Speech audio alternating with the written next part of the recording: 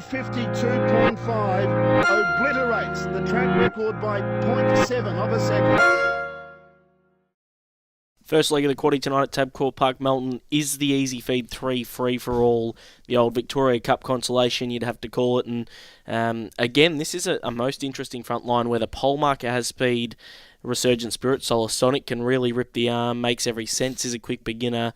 I'm not sure that Love and a Chevy will be using his speed from out wide, and Motu Meteor might want to put himself in the fight. So how does it play out early? Well, this could take 15 minutes to try and go through this. So there's 3 or 4 potential leaders. Resurgent Spirit has got a small chance of holding everything wide into the first turn and keeping the front for itself. And we know that LB Ashwood is a typically aggressive driver, particularly when he draws well like this.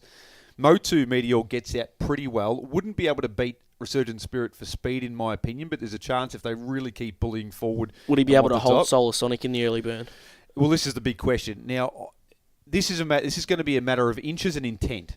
And I think that Solar Sonic, when he's driven as aggressively as he can beat the start, he can get across everything. He's one of those lightning beginners, Solar Sonic, the kind of horse who can get past... As his name would suggest. Yeah, one of those... There's fast musterers and then there's just dynamic beginners, dynamic gate speed horses. Solar Sonic's one of those. He proved that makes every sense in her last 6 starts from the pole, had never been crossed until last weekend, and Solar Sonic got past her like she was nailed to the rail.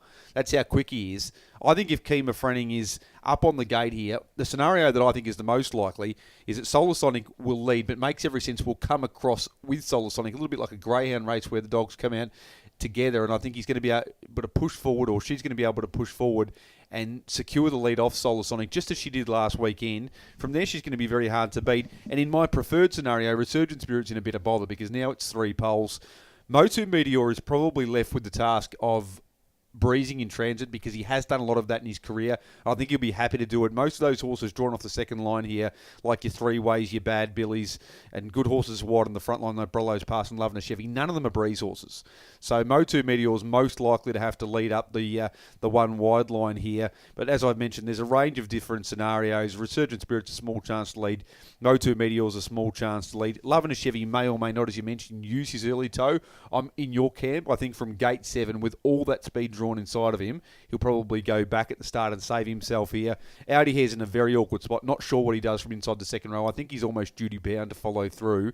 So he's totally dependent on what the pole marker's able to achieve early. And horses like Bad Billy and Three Ways will be looking for a card into proceedings to win. So in your scenario, in your map, who does flush first for the 3 wide line? Who's carrying them in? The one that's carrying them in will be Bad Billy. I think he's just going to be in an awkward spot because he's going to be close enough to the pace when horses like Three Ways decide to get on their bike.